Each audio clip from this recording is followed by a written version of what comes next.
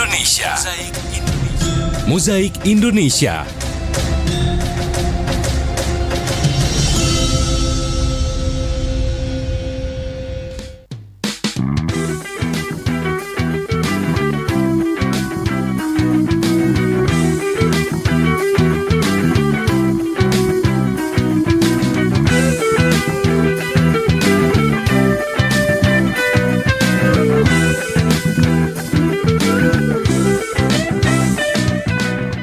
Assalamualaikum warahmatullahi wabarakatuh. Selamat sore pendengar setia RRI Jember dan pemirsa YouTube channel RRI Jember.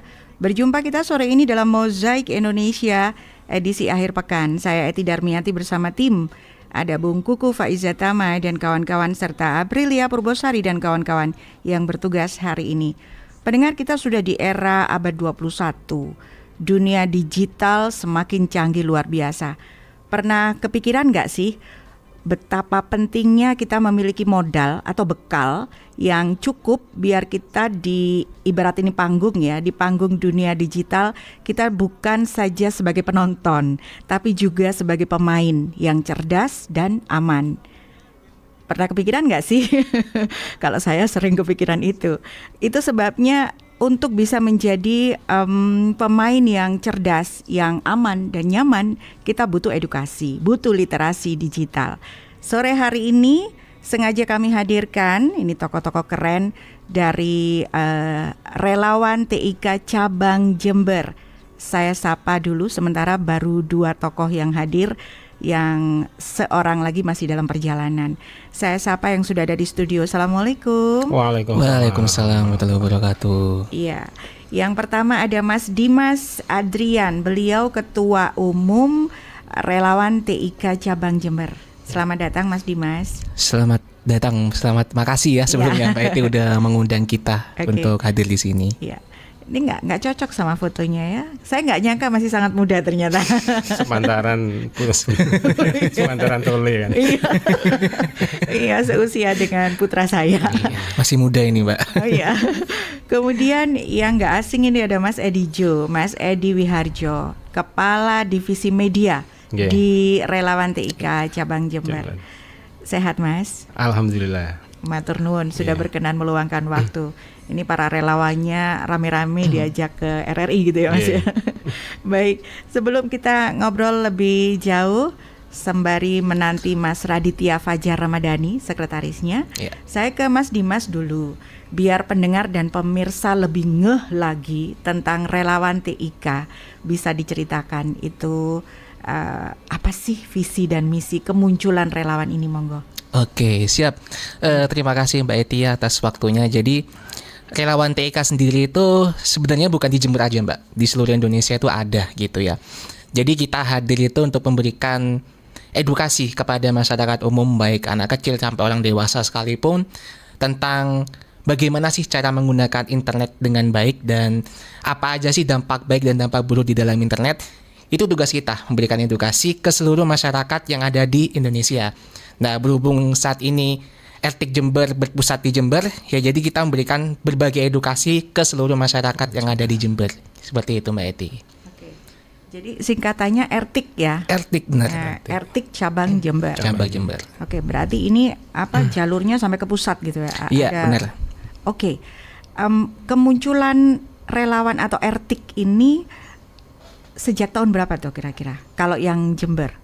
Kalau yang Jember ini kita udah dari 2014, cuman beroperasi secara maksimal kita 2016 waktu itu. Sampai sekarang alhamdulillah kita masih terus berdedikasi untuk Jember sendiri agar masyarakat Jember ini melek akan tentang digital seperti itu Mbak Eti. Oke, jadi jauh sebelum pandemi ya? Iya, benar sekali. Dan kemanfaatannya sangat terasa begitu kita masuk pandemi waktu itu ya?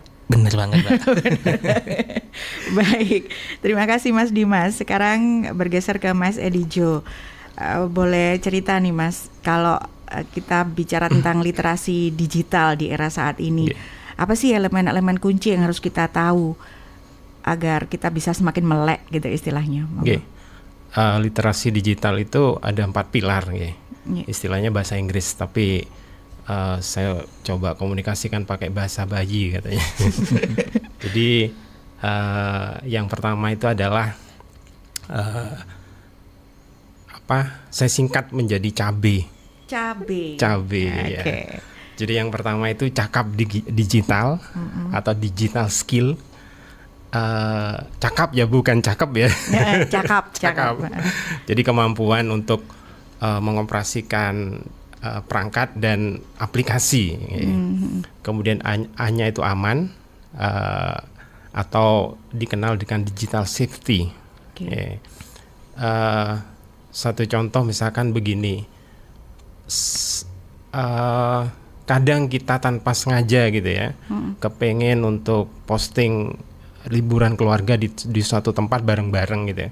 Nah sebenarnya itu kan bisa menimbulkan niat bagi pelaku kriminal. Wah, kalau keluarga ini pada pergi, rumah ini kosong kan gitu ya. Nah seperti itu kita edukasi pada masyarakat. Yang kedua, B-nya itu adalah budaya digital. Atau digital culture gitu. Jadi pernah kan kita ada musisi dari Indonesia itu, dia menggunakan lagu-lagu bahasa internasional, bahasa Inggris, kemudian dia meramu instrumen-instrumen lokal. Ada yang dari Bali, nah itu kan bentuk budaya digital ya. Kemudian E-nya adalah yang terakhir adalah etika atau etis gitu ya. Jadi digital etik ya. Jadi digital etik itu di dalam berkomunikasi di internet atau dunia maya itu kita juga terikat dengan etiket, atau kalau bahasanya netiket. Jadi etika di internet gitu ya, netiket gitu. Jadi misalkan kadang kan tanpa sengaja kita nulis pesan itu pakai huruf kapital gitu ya. Itu sebenarnya kan seperti berteriak gitu ya dalam bahasa sehari-hari. Atau kalau naik kendaraan itu seperti menyalakan lampu yang lampu jauh itu yang bisa menyilaukan orang lain gitu ya. Nah itu dihindari. Jadi cabe. Cakap, aman, budaya dan etis. Ini hal-hal yang kadang tidak disadari ya Mas ya. Misalnya yang huruf kapital, bisa jadi penggunanya memang agak kesulitan, seperti saya sekarang ya, agak mulai kesulitan kalau huruf kecil gitu. Tapi enggak juga sih, kita masih bisa menggunakan, enggak harus kapital semua. Bisa jadi karena kebutuhan tuh. Gimana nih Mas? Sebenarnya kalau saya sendiri begini Mbak, ada fitur di HP itu sekarang ada voice keyboard. Salah satu aplikasinya namanya Google ya, Gboard. Nah saya sering sama dengan Mbak Eti, saya kan juga literasi gitu ya, senang nulis juga. Itu ide itu kadang kan nggak datang. Betul. Sering kali, jadi begitu datang saya langsung aja. Langsung tulisan. Jadi ada Gboard. Jadi bahkan presisinya lebih tinggi dibandingkan kalau ketik. Karena ketik itu kan ada typo. Nah, typo itu yang kadang-kadang bisa menimbulkan salah persepsi dengan orang. Bikin emosi juga. Tapi kalau Gboard itu akurasinya bagus. Jadi jangan khawatir, saya juga termasuk. Ini sudah kacamata sudah mulai 4. Iya. Hal-hal ini 4 pilar yang disampaikan oleh Mas Edijo tadi ini diberikan pada masyarakat ya, Mas Dimas ya. Iya, benar sekali. Edukasi ini. Iya. Biasanya yang disasar itu oleh RTIK Jember nih apa? Maksudnya komunitas kah atau bagaimana biasanya memberikan edukasi dan literasi? Kalau saat ini target audiens deh, lebih ke target audiens Mbak ya. Untuk target audiens sendiri seluruh kalangan. Untuk beberapa belakangan ini kita lebih fokus ke anak-anak SMK, anak masih sekolah, SMK, SMP, SD bahkan sekalipun, dan juga UMKM yang ada di Jember Mbak, seperti itu. Tapi untuk selama ini yang kita berikan edukasi ya seluruh target umur sih sebenarnya. Mulai dari yang anak-anak sampai yang udah baby boomer gitu Mbak ya. Nggak usah ngelirik aku. Oh gitu ya. Langsung Enggak ngerasa. kok. Masih seumuran kita kok Mbak Oh, Eti. iya, ya. Oke, itu ya. Artinya tim dari Ertik ini harus juga punya kemampuan berkomunikasi dengan seluruh umur gitu ya, Iya, tingkatan iya. umur. Iya, Wah, benar sekali keren Mbak nih. Eti. Relawannya sendiri memang terdiri dari beberapa tingkatan generasi, ataukah lebih dominasi muda? Kalau di Eltik Jember sendiri semuanya ada sih sebenarnya Oh, Mbak Eti, ya. yang mulai dari yang masih mahasiswa ada, yang udah kerja ada, yang udah jadi dosen, bahkan yang udah Baby boomer. bukan saya yang bilang Mbak Eti ya. Aku. Iya ya. Semuanya ada di Eltik Jember ini Mbak Oke, Eti. mantap, keren. Kemudian ini boleh Mas Dimas, boleh Mas Edijo. Oke. Jadi kalau ada pertanyaan perbedaan mendasar antara literasi digital dan kemampuan teknis menggunakan perangkat digital, bisa diterangkan? Oke. Jadi kalau kembali ke yang cabe tadi, Iya. kemampuan untuk mengoperasikan itu salah satu dari 4 pilar. Oke. Jadi Jadi cakap bagian ya. Iya, jadi cakap bagian. digital itulah salah satu bagian dari 4 pilar itu. Nah, apakah C-nya lebih dulu dari A-nya? Enggak. Jadi CABE itu seimbang, harus ini. Artinya begini, seseorang yang anak muda misalkan itu cakap untuk membuat konten gitu ya. Iya. Dia canggih ketika membuat konten, tetapi harus diimbangi dengan etika.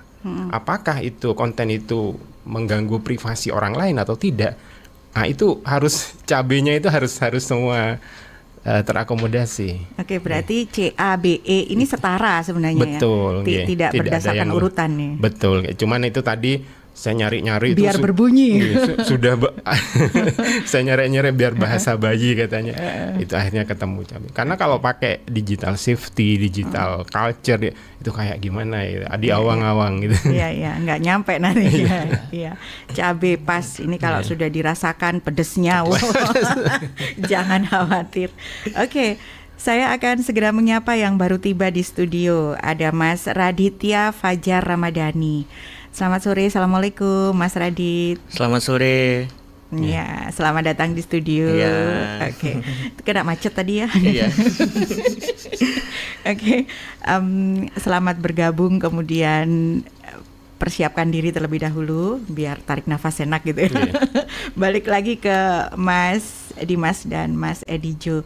Jadi untuk masyarakat sekarang, kalau kita melihat yang disampaikan Mas Edi tadi CABE, kita masih jauh ya melihat panggung dunia media sosial kita saat ini yang etikanya jauh gitu.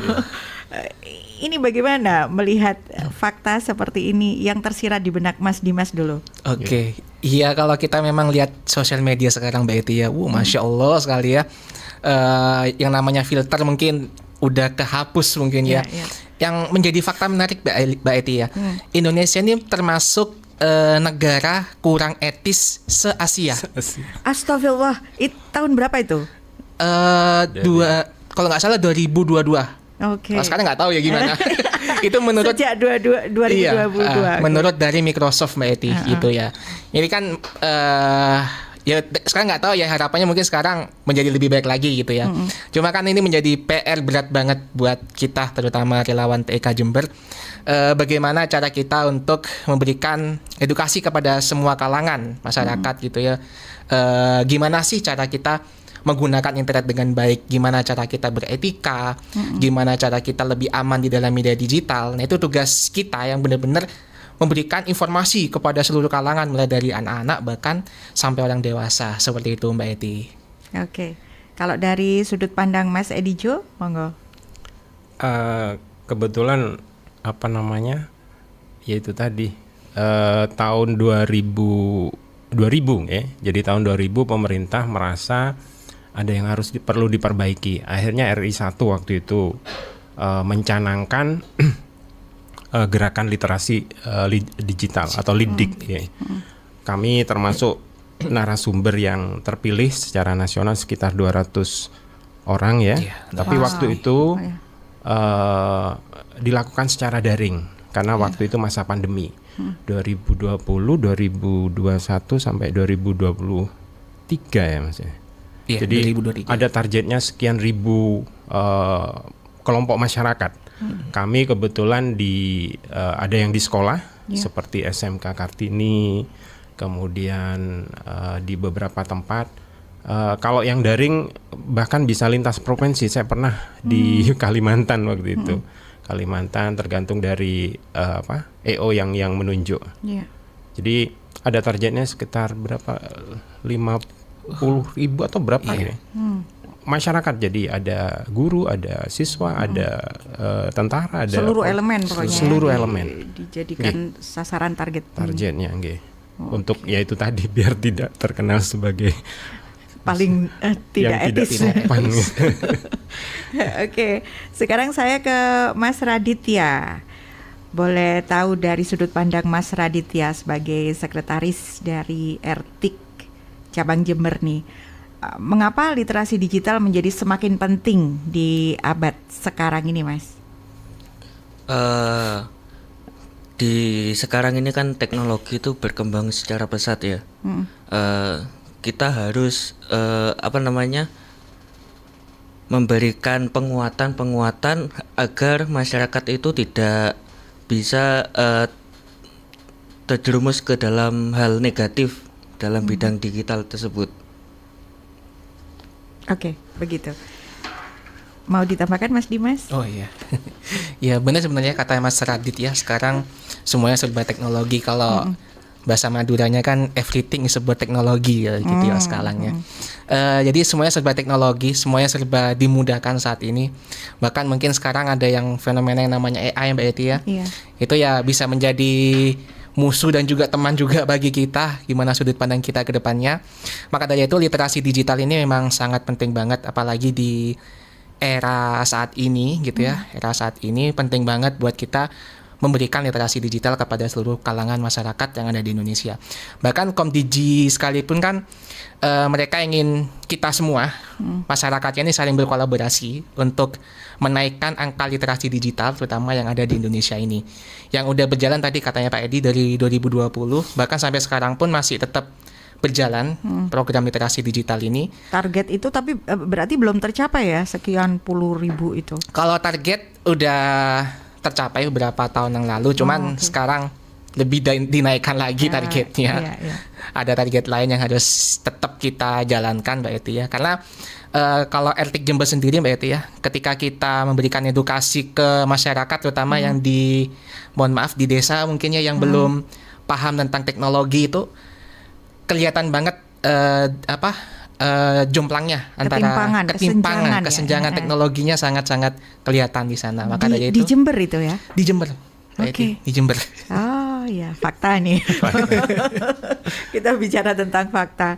Jadi RTIK sendiri sudah menemukan untuk kawasan Jember kira-kira apakah di pinggiran itu maksudnya pinggiran yang dekat pesisir ataukah yang ke arah pegunungan? Lebih ke yang arah pegunungan itu sih. Oke. Baik. Mas Edijo mau menambahkan?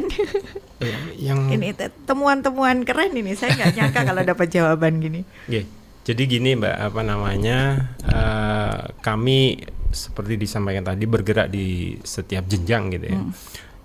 Dan itu biasanya bergantung dari undangan gitu ya. Di samping juga inisiatif dari kami. Di SD biasanya kita diajak main namanya ular tangga digital ya. Jadi mereka dikenalkan kalau biasanya mereka anak-anak sudah punya akun yang seharusnya baru dimiliki ketika usia 17 tahun gitu kan. Maka kita ya nggak bisa kita atur karena itu sudah terjadi gitu. Yang kita ini apa saja yang boleh, apa saja yang nggak boleh biasanya gitu. Kemudian untuk yang UMKM, jadi kita bantu misalkan branding produk gitu ya. Sebenarnya mereka kan ketika ikut di marketplace itu mereka fotonya asal-asalan gitu ya. Padahal dengan branding yang sedikit lebih profesional gitu, tingkat keterjualannya itu lebih tinggi ya. Maka kita bantu gimana cara bikin foto produk seperti itu. Nah untuk yang lain-lain itu satu contoh misalkan ini temuan ya Mbak ya. Iya. Jadi kami pernah mendampingi mahasiswa KKN. Kebetulan di desa itu ada semacam aplikasi yang memudahkan masyarakat untuk mengurus surat menyurat. Oh. Nggih. Jadi itu terbuka namanya e-desa kalau nggak salah nggih. Ada Itu di inovasi dari desa tersebut. bukan di ada di platform namanya Oh, GitHub gitu ya. oke. Itu bisa diaplikasikan sehingga masyarakat tidak harus Datang gitu ya. kemana. Tetapi kami ada pertemuan mahasiswa KKN itu setiap hari Sabtu namanya pertemuan seminggu sekali atau persuli gitu ya. Saya datang ke sana mengundang operator-operator ada sekitar 9 desa. Apa yang secara ini karena mereka menggunakan bahasa daerah dan kebetulan saya ngerti Mbak ya. Iya. Jadi Ngerti tapi sulit menjawab biasanya. bukan apa namanya Gimana? alasan mereka itu agak wegah-wegahan untuk menghadiri itu apa? Nggak dapat transport. Oh. Jadi saya bayangkan kami ini mau berbagi ilmu gitu ya. Dan ilmu ini sebenarnya kan mahal gitu ya. Jadi untuk memahami aplikasi. Tapi mereka seperti itu. Atau mungkin anekdotnya birokrasi kalau bisa dipersulit. Kenapa dipermudah? Mungkin itu mereka. Mindset yang Iya, sudah terlanjur betul. tertanam ya. Jadi itu yang kami, gimana ya? Kalau ada kumpul-kumpul, ada transport nanti. Iya, paling tidak konsumsi gitu. Iya. Oke. Ini fakta lagi. Oke. Kita kumpulkan beberapa fakta. Semakin menarik. Mas Raditya mungkin punya cerita menarik selama ini pada saat berinteraksi dengan masyarakat sebagai sasaran dari relawan TIK ini. Ada sih, ada beberapa temuan yang pernah saya temui di lapangan. Salah satunya terkait anak-anak ini. Di dunia digital itu kan begitu pesat. Anak-anak kalau tidak ada yang mendampingi juga kan berpotensi. Ya.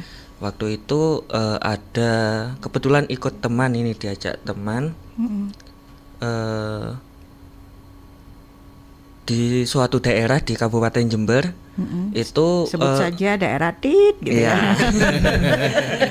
Nah, itu wilayahnya maaf, orang tuanya itu sedang merantau rata-rata.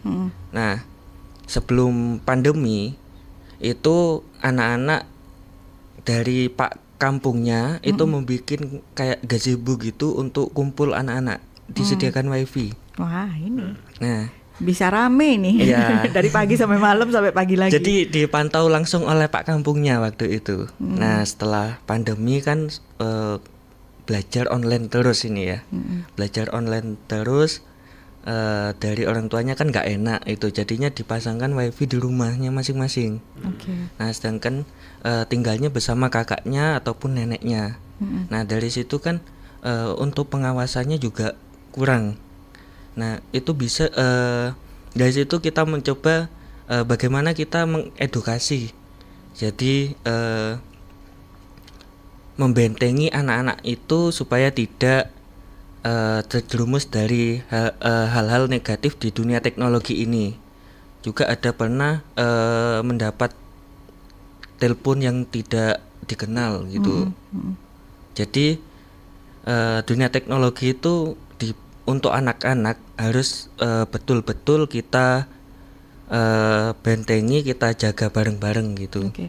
Jadi rawan dari kejahatan memang ya. Rawan dari kejahatan. Saya pikir sebenarnya bukan hanya anak-anak saja, yang dewasa saja sering Iya. Ya. Jadi untuk bisa menjadi pengguna dunia digital yang aman ini perlu ilmu. Nah, Iya, betul. kami minta ilmunya sore ini agar kita bisa terlindungi dari kejahatan berbasis digital. Yang sekarang sudah menyasar seluruh umur. Bukan hanya anak-anak yang masih sangat belia, tapi juga bahkan para ibu ini jadi sasaran empuk rasanya. Saya butuh ilmunya, tapi jeda sejenak. Tetap Oke. bersama kami pendengar dan pemirsa, kita dalam Mozaik Indonesia RRI Jember. Berkas ini cepat email ke bos ya. Tata, denger nggak sih? Iya apa sih? Lagi sibuk nih, jangan nama kerjaan deh. Kamu tuh dari tadi main HP. Lihat nih, lagi pantengin gosip artis yang lagi viral. Viral, ku viralin kamu ya. Doyan liatin HP pas jam kerja, mau? Ya elah, tegang amat. HP kan penting, Cin. Bagian dari perjuangan. Kok perjuangan sih? Mana ada perjuangan kayak begitu? Ya, kalau dulu ada HP, pemuda zaman dulu juga main HP kali. Enak aja. Pemuda dulu tuh sibuk nyusun strategi kemerdekaan.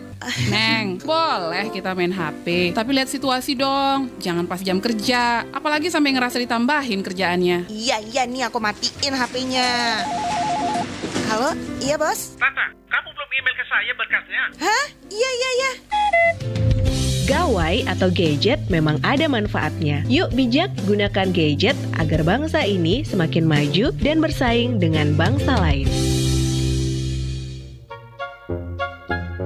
Lah, ini anak ngepost foto. Jelek banget astaga. Komen ah. Jangan sok cantik deh. Badan kayak gentong, muka jerawatan. Ngapain dipamerin di sosmed? WK.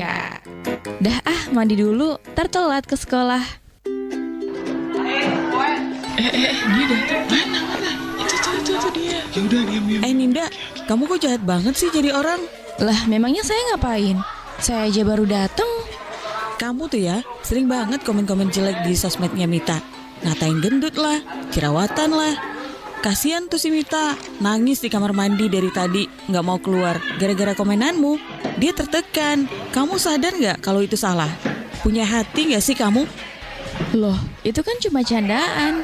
Jangan baper dong. Jangan baper, kalau nanti dia bunuh diri gara-gara komenanmu, gimana? Mau tanggung jawab kamu? Hah? Bijaklah dalam bermedia sosial. Jangan sampai jempol kita jauh lebih cepat daripada pikiran kita saat berhadapan dengan media sosial.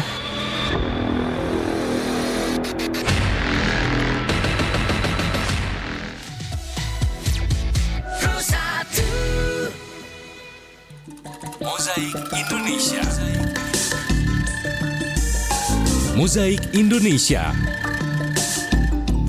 Pendengar dan pemirsa, kita lanjutkan obrolan hangat sore hari ini, belajar tentang literasi digital di abad 21 bersama relawan TIK Cabang Jember. Ada Mas Dimas, Mas Edijo dan Mas Raditya. Kalau mau kita gali satu persatu sesuai dengan usia, ini bisa jadi seminggu gak habis nanti. Iya. Secara umum saja, bagaimana strategi kita bisa bermain di panggung digital ini dengan aman, kemudian terlindungi dari kejahatan-kejahatan, terus apa istilahnya sekarang ya, kalau di circleku itu itu biasanya bingung gimana ya jejak digital kita biar bagus gitu, karena ini mempengaruhi nilai diri kan. Oke. Monggo, saya ingin dapat ilmunya dari Mas Dimas dulu. Ngomong kejahatan digital Mbak Eti ya, memang di dalam dunia digital itu kan gak 100% aman memang ya.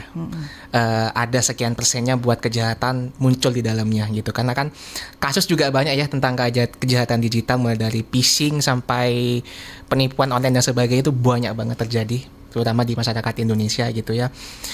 Salah satu cara kita untuk membentengi diri adalah kita harus tetap berhati-hati dengan apapun yang ada di internet. Ketika kita mendapatkan link atau mendapatkan apapun itu, jangan langsung kita percaya.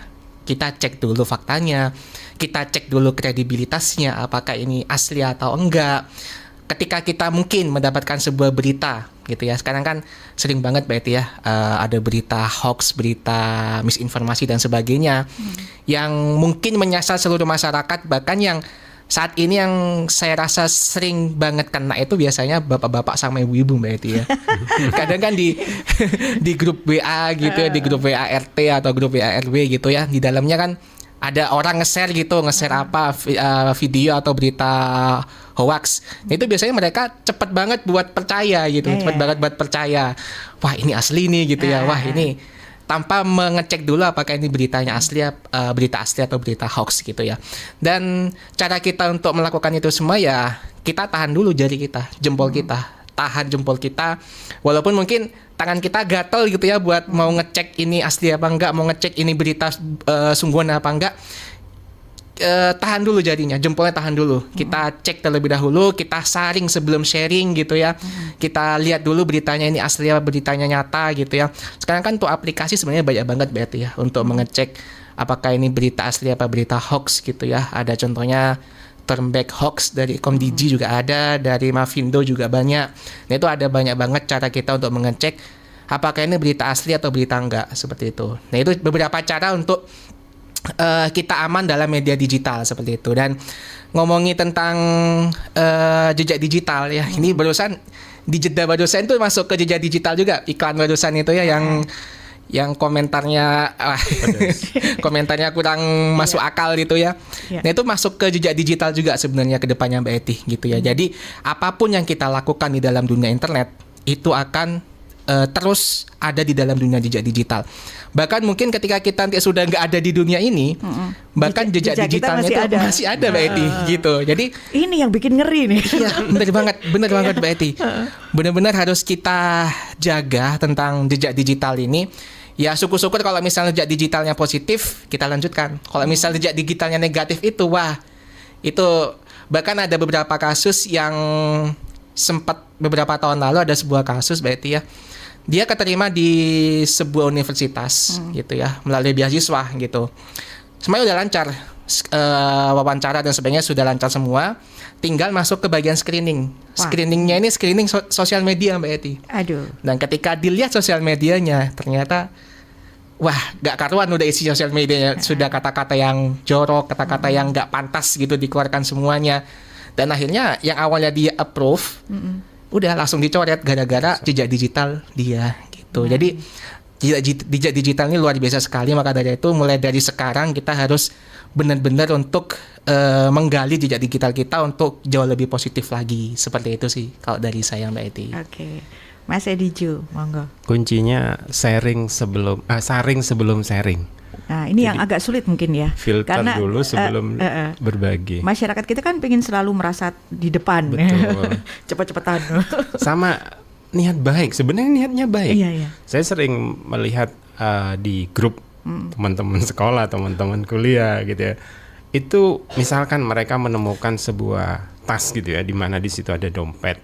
Dan di dompet itu ada kartu identitas. Di foto. Padahal di dalam kartu identitas itu terdapat NIK misalkan, yang itu sensitif. Betul. Jadi itu bisa dijadikan jaminan pinjaman online gitu ya. Termasuk bahkan kecelakaan misalkan itu maunya menunjukkan identitas.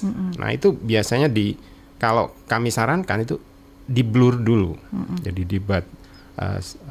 hilangkan gitu ya. Terus dulu zaman belum ada aplikasi untuk memfilter panggilan, saya sering menerima telepon yang ujung-ujungnya penipuan. Untungnya saya berasal dari Bondowoso Mbak, di mana bahasa teman-teman saya itu Madura gitu ya. Jadi yang nelpon itu kadang dialek lain, saya aja Madura Mbak. Kalau nggak ngerti bukan teman saya gitu. Kalau sekarang ada aplikasi namanya Get Contact ya, di mana Get Contact itu orang yang pernah ditelepon dan menerima, mereka bisa memberikan semacam komentar, sehingga di situ dia bisa memberikan label juga, ini penipu, nggak jelas gitu. Itu bisa kita tahu. Iya benar. Jadi itu salah satunya bisa digunakan. Kalau perlu dikasih nama penjahat digital gitu. Mas Radit mungkin ada cerita yang berbeda. Terkait di digital itu ada terkait AI. Ya ini kan sekarang zamannya AI ini ya. Saya pernah ketemu salah satu korban AI yang berasal dari instansi di Jakarta ya. Dia ada korbannya, penipunya itu seorang perempuan, sedangkan korbannya itu laki-laki. Nah, dia menipu menggunakan AI untuk merubah suaranya. Jadi dari korban itu sampai datang melacak nomor teleponnya. Kebetulan nomor teleponnya sudah kelacak, jadi lokasinya ada di sekitaran Kabupaten Bondowoso sendiri. Oke, deket-deket aja sebenarnya. Ya, deket-deket. Jadi langsung dari Jakarta langsung ke sini waktu itu. Kita langsung ngecek di sana. Dan ternyata menggunakan AI. Nah, itu AI itu juga bisa menjadi sisi positif dan sisi negatif. Iya. Ya. Dari situ kita juga belajar bagaimana minimalisirnya juga. Jadi jangan mudah terpancing, harus kembali lagi cek and recheck dulu. Oke. Jadi Kita ya dari AI juga kita juga bisa ngecek nih. Pernah di grup WhatsApp ya, ada informasi waktu itu berita. Saya screenshot, saya upload di AI, di AI dari Google, itu langsung muncul berita-berita teratasnya. Jadi lokasinya ternyata itu bukan berita dari Indonesia, itu berita dari luar negeri itu ternyata yang diakui dihoaxkan dari Indonesia sendiri itu. Oke. Jadi ini satu kata kunci ya sebelum kita tadi Mas Edijo, Mas Dimas juga sampaikan sebelum share harus Saring. saring. Nah, ini yang masih belum menjadi kebiasaan kita ya. Biasanya usia sekitar Seperti kita ya Mas ya. betul. Maksudnya niatnya baik itu loh, Iya. Mbak. Ya. Ini karena gesit ya. Kita kan menang pengalaman merasa begitu. Kemudian pengen cepet-cepetan gesit malah kesandung gitu ya. Oke. Untuk masyarakat luas, waktu kita nggak banyak lagi ternyata yang ingin mendapatkan literasi digital dari RTIK Jember ini, bagaimana caranya? Oke, buat teman-teman semua yang mau lebih tahu tentang literasi digital, lebih pingin paham tentang literasi digital, bisa follow IG kita, terutama aja di RTIK Jember. Follow aja di sana, insya Allah kita sering berbagi juga beberapa acara-acara tentang literasi digital. Nanti teman-teman mungkin bisa ikut juga, bisa join juga dengan acara-acara yang udah kita adakan nantinya. Dan juga kalau misalnya lebih pingin paham tentang modul literasi digital, bisa cek aja di Google, ada literasidigital.id, seperti itu sih Mbak. Literasidigital.id. Ya. Oke, lebih komplit di situ. Lebih komplit banget di dalamnya. Oke. Kemudian di menit-menit terakhir nih, apa yang ingin disampaikan pada masyarakat luas? Saya mulai dari Mas Raditya. Pesan tipis-tipis gitu. Ya, pesan tipis-tipis. Iya. Saya kan sebagai Gen Z ya. Gen Z ingin memberikan pesan untuk khususnya untuk sesama Gen Z ataupun ke Gen Alpha yang sekarang sudah mulai menginjak masa remaja ya. Oke. Ingatlah, untuk menjadi canggih saja tidak cukup. Jadilah remaja yang baper. Baper dalam hal ini yakni bawa perubahan. Oh, bukan baper Bukan sembarang baper yang cengeng ya. Iya, Tapi baper bawa perubahan. Dan ternyata baper itu singkatan. B-nya itu beretika di ruang digital. Oke. A-nya adaptif terhadap perubahan teknologi. Ya. P-nya peduli terhadap keamanan dan dampak sosial digital. E-nya eksploratif dalam berkarya dan belajar melalui media digital. R-nya responsibel alias bertanggung jawab atas jejak digital kita. Oke. Gak mau kalah sama Mas Edijo ternyata. Mas Edijo punya cabe, di sini punya baper.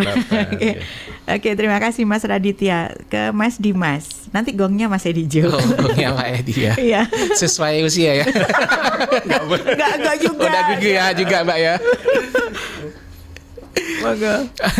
Ya kalau dari saya sih mungkin singkat saja gitu ya. Kalau kata Kak Gem gitu ya, singkat saja. Sebenarnya kan sekarang teknologi ini semakin canggih, apalagi ada yang namanya AI gitu ya. Jadi kita sebenarnya untuk berhati-hati di dalam media digital gitu. Ibaratnya teknologi ini seperti sebuah pisau gitu. Mau kita gunakan pisau ini untuk membunuh orang, untuk kejahatan, atau mau kita gunakan teknologi ini untuk membantu kita memasak di dapur sebagai sebuah kebaikan, kembali lagi ke diri kita sendiri. Cuman di sini RTIK Jember hanya bisa membantu untuk memberikan yang terbaik buat teman-teman terutama di masyarakat Jember itu bisa jauh lebih baik dalam menggunakan teknologi, meminimalisir terutama kejahatan di media digital.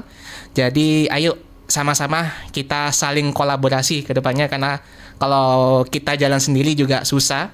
Kita benar-benar kolaborasi mulai dari seluruh kalangan yang ada di masyarakat Jember itu sendiri.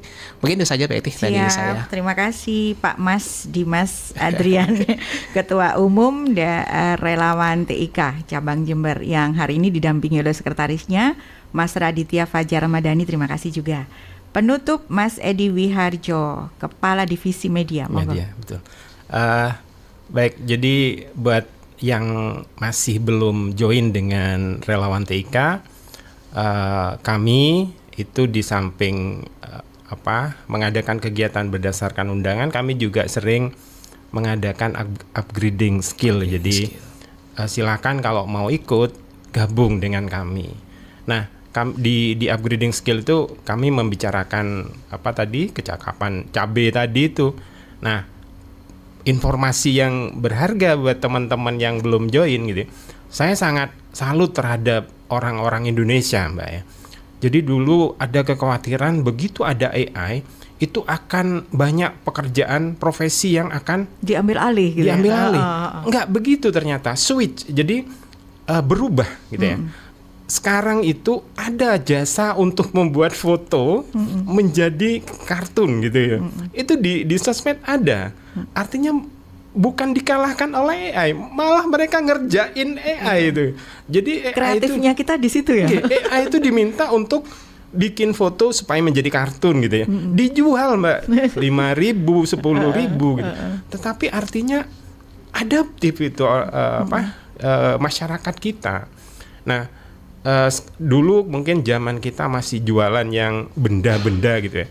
Sekarang itu zamannya jualan aset yang kayak file, foto, video. Nah, ini satu informasi buat teman-teman yang belum join ya.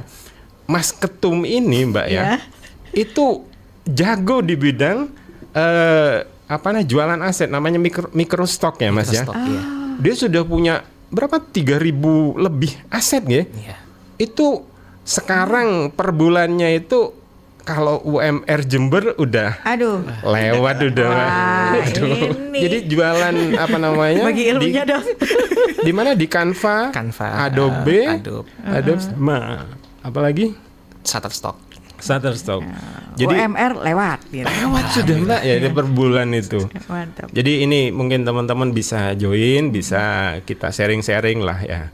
Karena banyak potensi. Jadi foto-foto orang luar negeri itu kan jujur Mbak, kalau mereka mau pakai foto kita, dia harus beli. Beda sama kita. Asal comot aja. Iya. Oke. Jadi untuk gabung berarti langsung ke Instagramnya. Betul. Instagram Relawan TIK Jember. Terima kasih Mas Edi Jo, sudah sangat menginspirasi bersama Ketum dan Sekretaris Relawan TIK Cabang Jember. Semoga kita punya kesempatan untuk ngobrol lagi di lain kesempatan. Sekali lagi terima kasih, sangat menginspirasi. Sampai ketemu lagi. Assalamualaikum. Waalaikumsalam warahmatullahi wabarakatuh. Pendengar dan pemirsa, demikian Mozaik Indonesia RRI Jember. Sampai jumpa.